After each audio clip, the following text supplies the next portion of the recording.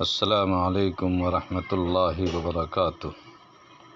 شرعی مسائل کی مجلس نمبر 15 میں آج میں حاضر ہوں اور جملہ حاضرین و سامعین کا استقبال کرتا ہوں۔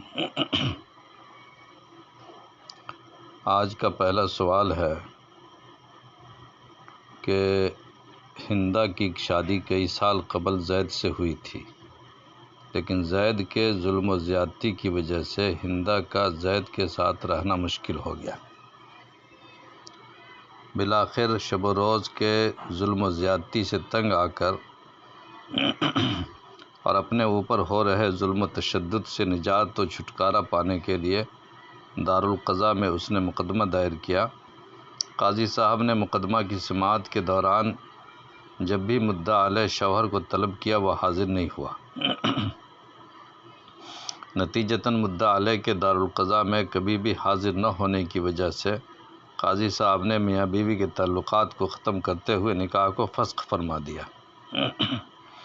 اب ہندا نکاح فسخ ہونے کے بعد شوہر سے اپنے مہر دین، نقدی روپے اور سامان جہیز و دوران عدت خرچ ہونے والے نان و نفقہ کا مطالبہ کرتی ہے۔ دریافت طلب یہ ہے کہ ہندا کے لیے مذکورہ مطالبات میں سے کن کن چیزوں کا مطالبہ از روئے شرع جائز ہے؟ جواب یہ ہے کہ ہندا زید سے دین، مہر، عدت کا نفقہ اور دیے گئے سامان جہیز میں سے جو سامان جس حالت میں موجود ہے اس کے مطالبے کا حق رکھتی ہے۔ اگر سامان بوسیدہ ہو گیا ہو یا ٹوٹ پھوٹ گیا ہو تو اسی حالت میں اسے واپس کیا جائے گا۔ اس کی جگہ نئے سامان یا اس کی قیمت کا مطالبہ درست نہ ہوگا۔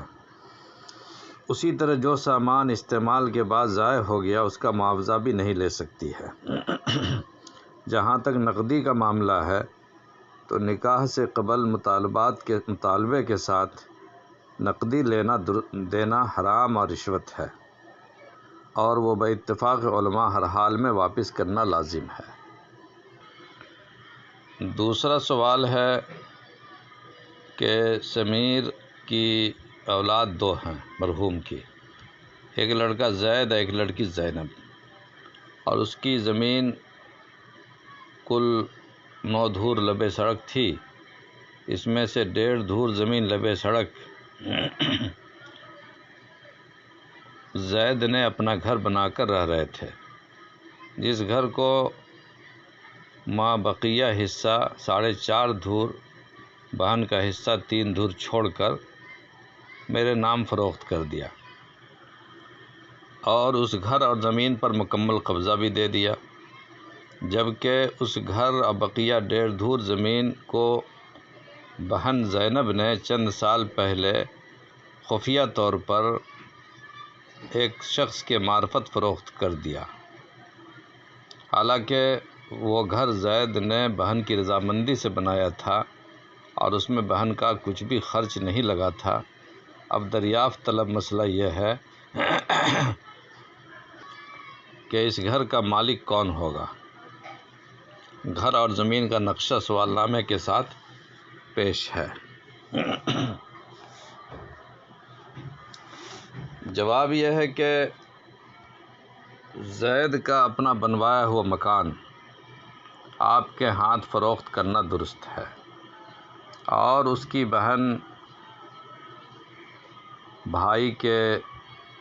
بہن کا بھائی کے بنوائے ہوئے مکان کو فروخت کرنا ناجائز اور باطل ہے، اس لیے کہ شرعی طور پر باپ کی جائیداد میں بھائی اور بہن دونوں حقدار ہیں۔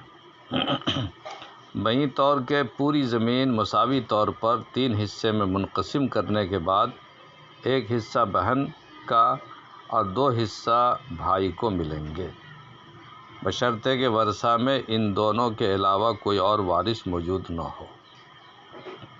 تو بھائی بہن دونوں کو لبے سڑک تک حصہ ملنا چاہیے۔ اس کے خلاف تقسیم کرنا شرعی لحاظ سے معتبر نہیں ہے۔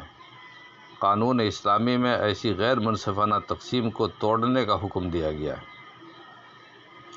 اسی طرح اسلامی شریعت میں اس کی بھی وضاحت کی گئی ہے کہ اگر مشترک زمین پر کوئی شریک فریق کی مرضی سے کوئی مکان بنا لیتا ہے اور تقسیم کے بعد وہ مکان اس کے اپنے حصے سے متجاوز نہیں ہے تو اس مکان پر بنوانے والے کی ملکیت ثابت ہوگی